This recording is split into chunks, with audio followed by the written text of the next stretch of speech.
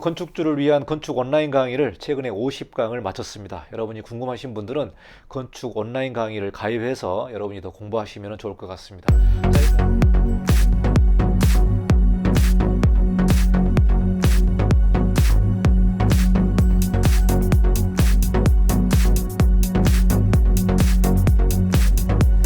네, 안녕하십니까. 이관영 건축사입니다. 휴게음식점 내부 칸막이 복층 구조에 관련된 내용을 좀 공부를 하고 있는데요.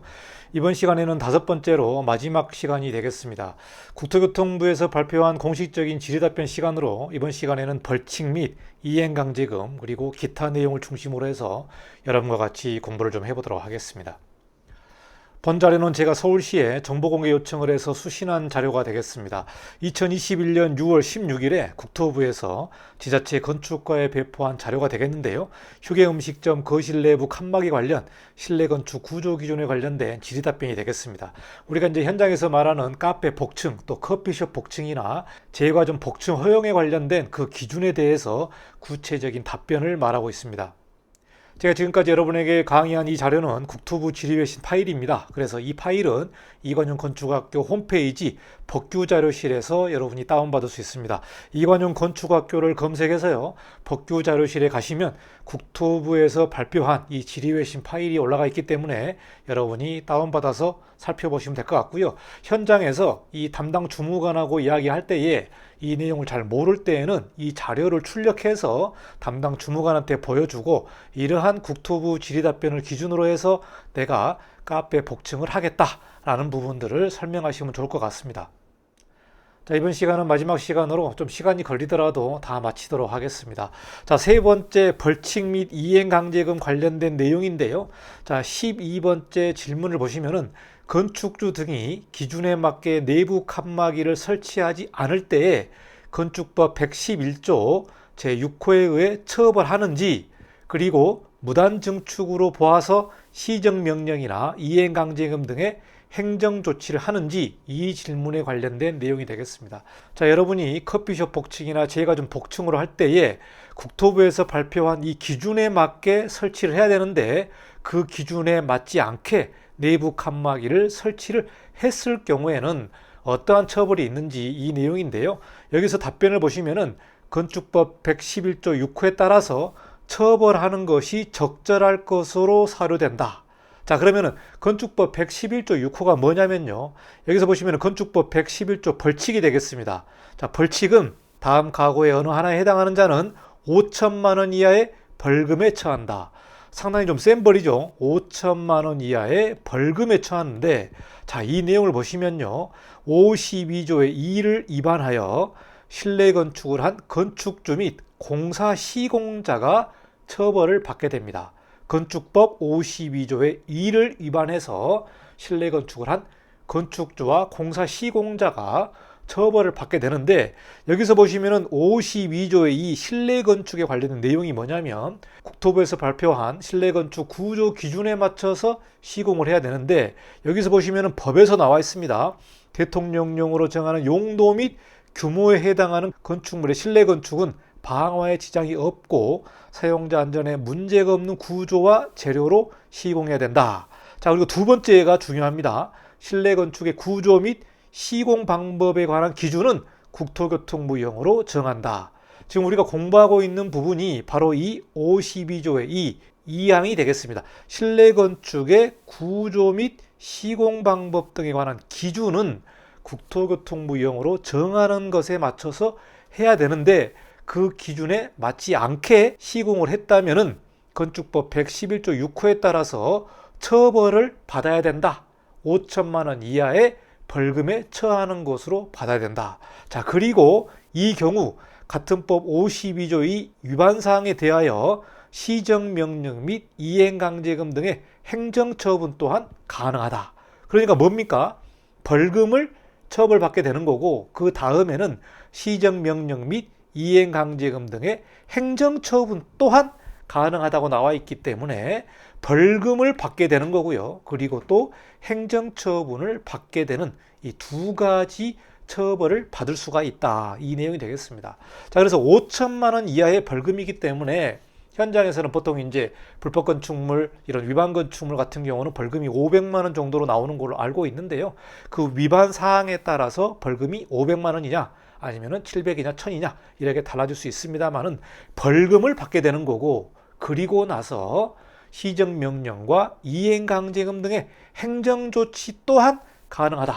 이러니까 두 개의 처분을 받을 수 있다는 부분을 여러분이 꼭 명심을 하시고, 국토교통부 장관이 명한 이 기준에 맞게 내부 칸막이를 설치를 해야 된다. 이 내용이 되겠습니다.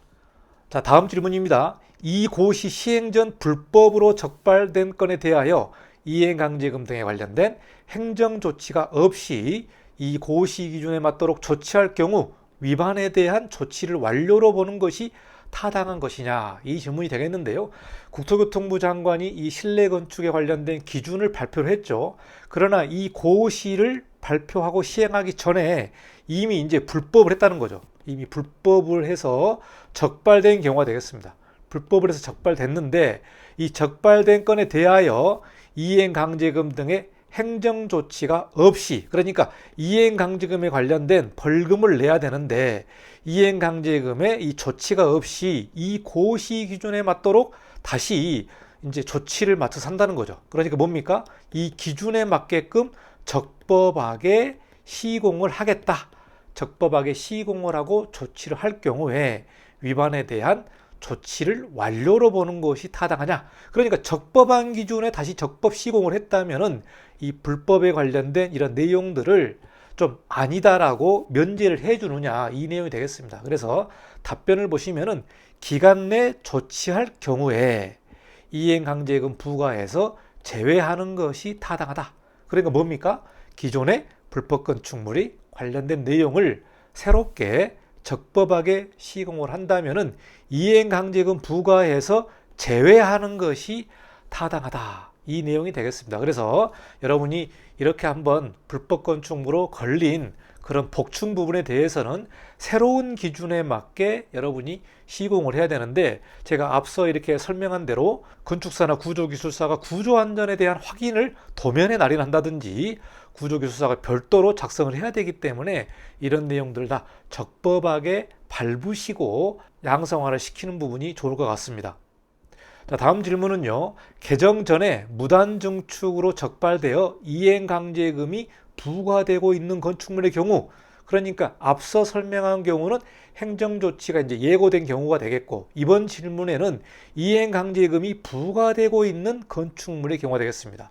자, 이런 경우에 1년의 양성화 기간 동안 이행강제금 반복 부과를 중지해야 되는지, 이 내용이 되겠는데요. 그러니까 1년 안에 양성화 기간 동안에 적법하게 시정 조치를 하게 된다면은 이행강제금 반복 부과를 중지를 좀 해달라는 그런 질문이 되겠습니다. 자, 2021년 10월 21일까지는 이행강제금 부과 중지가 타당하다. 그러니까 이제 지금 뭐 2021년 10월이니까요. 2021년 10월 21일까지는 이행강제금 부과 중지가 타당하다. 그리고 국토부 장관이 발표한 그 실내 건축에 관한 기준에 맞춰서 시공을 해야 되는데요. 그 기준에 부합하지 않는 구역에 관하여는 시정명령하여 기준에 맞도록 지도하는 것이 적절하다. 자, 이 내용이 뭡니까? 기존에 있는 제과점이나 카페가 있다면 이미 이제 불법으로 해가지고 이행강제금이 나옵니다. 이행강제금이 나오는데 이번에 발표한 새로운 기준에 맞춰서 적용을 했더니 이 적용을 벗어나는 부분이 있다. 그래서 그 기준에 부합하지 않는 구획, 그러니까 만약에 전체 면적의 30% 이내 100제곱미터 이내로 시공을 해야 되는데 이 부분이 오버되는 경우들이 나올 수 있겠죠. 오버되는 경우에는 시정명령을 하고 기준에 맞도록 지도하는 것이 적절하다. 그러니까 새로운 기준을 벗어나는 부분은 시정명령과 기준에 맞도록 지도를 해라. 이 내용이 되겠습니다. 그래서 이렇게 오버되는 부분은 이행강제금이 계속해서 나올 수도 있다. 이 내용을 여러분 잘 살펴보시고 이렇게 이행강제금을 받는 경우에는 적법하게 시공을 다시 좀 원상복구를 하시면 좋을 것 같습니다. 자, 다음 질문입니다. 이 질문은 이제 기타 사항에 관련된 내용인데요. 구조 사망에 따라 일부 용도의 건축물 거실 내부를 칸막이로 구해가는 상하 2개 공간을 모두 건축법 시행령 별표 135 나목 및 같은 표 45 아목에 따른 영업을 위한 공간으로 사용 가능한지 이렇게 나와 있는데요. 자, 이러니까 우리가 이제 계속해서 이 공부를 좀 했습니다만은 여기서 보시면은 별표 135 나목과 같은 표 45 아목은 이게 휴게 음식점입니다. 휴게 음식점과 제과점에 관련된 내용만 해당이 됩니다. 일반 음식점이나 다른 내용은 해당이 안 됩니다. 휴게 음식점과 제과점에 관련된 내용인데요. 자, 여기서 보시면은 이 거실 내부를 칸막이로 구획을 했는데 그 구획한 공간을 꼭 휴게 음식점과 제과점의 영업을 해야 되는지 다른 용도의 이용을 하면 안 되냐 이 질문이 되겠는데요. 여기서 답변을 보시면은 거실 내부 칸막이가 설치된 부분까지 영업허가를 받은 경우라면 영업을 위한 공간으로 사용 가능하다. 그러니까 뭡니까? 거실 내부의 칸막이로 구획된 부분이 영업허가를 받은 경우, 그러니까 기존에 이렇게 단면으로 보면은 전체가 다 이제 영업허가를 받았는데 이렇게 구획을 했을 때 이 구획된 부분이 영업허가를 받은 경우라면 이 부분도 영업을 위한 공간으로 사용이 가능하다. 그러니까 휴게 음식점과 제과점에 관련된 이 용도로만 사용을 해야 되겠습니다. 그러니까 이 질문은 뭡니까? 상부와 하부 모두 휴게 음식점, 제과점에 영업을 할 수 있다. 이렇게 이해하시면 될 것 같습니다. 자, 다음 질문인데요. 이 부분은 이제 층고와 면적에 관련된 내용이 되겠습니다. 층고 기준을 초과하는 다락의 경우 바닥 면적에 산입되며 건축물의 층수는 건축물의 부분에 따라 그 층수가 다른 경우에는 가장 많은 층수를 그 건축물의 층수로 보고 있다. 자, 여기까지 간단한 질문을 드리면 다락에 관련된 부분은 경사지붕 같은 경우는 평균 높이가 1.8m 이하, 그리고 평지붕 같은 경우는 1.5m 이하의 규정을 맞춰서 해야만 다락에 대한 규정을 받습니다. 다락 같은 경우는 바닥 면적에 산입이 안 되죠. 여기서 보시면은 층고 기준을 초과해서, 그러니까 이 층고에 관련된 기준을 초과하게 되면은 바닥 면적에 다 산입이 되는 거죠. 자, 여기까지 이해하셨고, 자, 건축물의 층수가 건축물의 부분에 따라서 층수가 다른 경우에는 많은 층수를 그 건축물의 층수로 보고 있다. 자, 이 내용은 뭡니까? 이렇게 건축물을 할 때에 건축물의 층수가 있는데 어떻게 보면 좀 다른 층수들이 나올 수 있을 때 층수가 많은 층수, 즉 1층, 2층, 3층 경우는 이렇게 이 부분을 3개 층으로 볼 수 있기 때문에 많은 층수, 층수가 애매하게 분리되어 있는 경우에는 그 많은 층수를 그 건축물의 총 층수로 본다는 것인데, 여기서 보시면은 동 기준에 따라 거실을 상하 2개로 구획할 경우에 상부 구획을 바닥 면적 및 층수에 산입하지 않아도 되느냐? 즉 뭡니까? 이렇게 다락방이라든가 이렇게 층수가 좀 애매한 경우에 국토부에서 발표한 그 기준에 맞춰서 적법하게 시공을 하고 구획을 했다면은 이 상부에 구획한 이 바닥 면적과 층수를 산입을 안 하는 거죠. 면적에서 제하고 층수에서도 제외할 수 있는지 이 관련된 질문이 되겠습니다. 자, 여기서 답변을 보시면은 실내 건축 구조 기준에 적합한 거실 내부 칸막이는 거실 층수, 바닥 면적에서 산입을 제외합니다. 굉장히 좀 중요한 내용이죠. 그러니까 국토부 장관이 발표한 그 기준에 맞춰서 시공을 했다면은 만약에 이렇게 복층이 만들어진다. 복층이 만들어졌을 때 이게 2개 층으로 할 것이냐 아니면은 층수에서 제외할 거냐 이 내용이거든요. 여기서 보시면은 거실 층수와 바닥 면적에서 산입을 제외한다. 그러니까 이 복층에 관련된 이 부분은 층수에서도 제외하고요. 면적에서도 제외시키겠다. 한마디로 뭡니까? 보너스를 주겠다는 겁니다. 보너스를 주겠다. 영업 면적을 최대 100제곱미터 30% 이하까지 해서 100제곱미터까지는 보너스 면적을 주겠다는 내용이 되겠죠. 여기서 보시면 분명하게 면적에 관련된 내용이 나와 있기 때문에 이 층수와 면적을 제외해 주겠다. 다만 기준에 부합하지 않을 경우는 바닥 면적 및 층수에 산입하는 것이 적절할 것으로 사료된다. 자, 우리가 반복해서 복습을 하면은 상하로 구분했을 때 천정고와 바닥 면적의 이 바닥에 관련된 높이가 1.7m 이하죠. 두 개 다 1.7m 이하로 해야만 적법하게 인정을 받기 때문에 이 기준에 부합하지 않을 경우는 바닥 면적과 층수에 산입을 하겠다는 부분이죠. 이 부분이 이제 바닥 면적에 산입을 하게 되면 어떤 문제가 생깁니까? 용적률도 문제가 될 것이고 또 주차에 관련된 문제가 되는 겁니다. 그리고 또 장애인 관련된 내용도 우리가 한번 더 체크를 해봐야 되는데요. 상당히 좀 복잡한 문제가 발생할 수 있고 또 층수에도 문제가 되기 때문에 이 기준에 맞춰서 시공을 한다면은 면적과 층수에서 제외해 주겠다라는 부분이 명확한 답변으로 나와 있기 때문에 이 부분을 여러분이 좀 잘 살펴보시면 좋을 것 같습니다. 자, 마지막 질문인데요. 내부 칸막이가 구획되어 사용 승인된 건축물을 타 용도로 용도 변경하고자 할 경우에는 원상복구를 해야 하는지, 이 내용이 되겠습니다. 자, 그러니까 이 내용이 뭡니까? 카페를 복층으로 이렇게 만들려면 먼저 이 부분을 신청을 해야 되겠죠. 자, 우리가 복층으로 만들겠습니다. 구조기술사에 안전 확인을 첨부를 하고 도면을 첨부를 해서 건축사가 이렇게 날인을 하고 이 부분을 신청을 하겠죠. 그 다음에 허가가 나면은 공사를 하는 겁니다. 공사를 하고 공사가 완료되면은 이 부분도 사용 승인, 그러니까 이제 말 그대로 준공 신청을 하는 거죠. 사용 승인 신청을 해서 이게 완료가 되면은 복층 허용이 끝나는 겁니다. 자, 그런데 영업을 하다가 이게 이제 폐점을 하고 새로운 용도가 들어오는 경우는 어떻게 됩니까? 용도 변경을 해야 됩니다.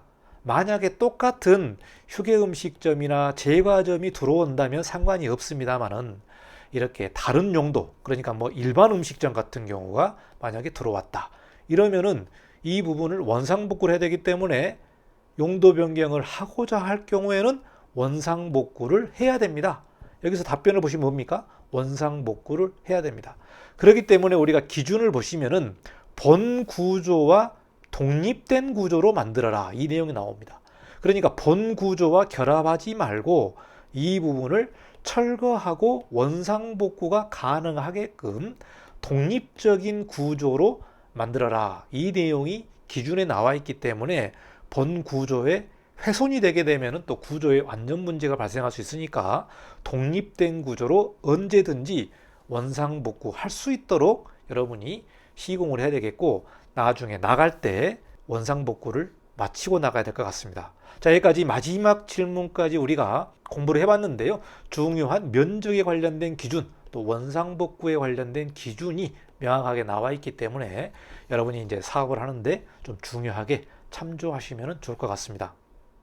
자, 여기까지 강의가 도움이 되셨다면 구독과 좋아요를 부탁드리겠습니다. 자, 여기까지 휴게음식점과 제과점의 복층 허용에 관련된 국토교통부의 질의외신의 답변을 여러분에게 좀 5번에 걸쳐서 강의를 했습니다. 여러분 사업하는데 도움이 되시면 좋을 것 같고요.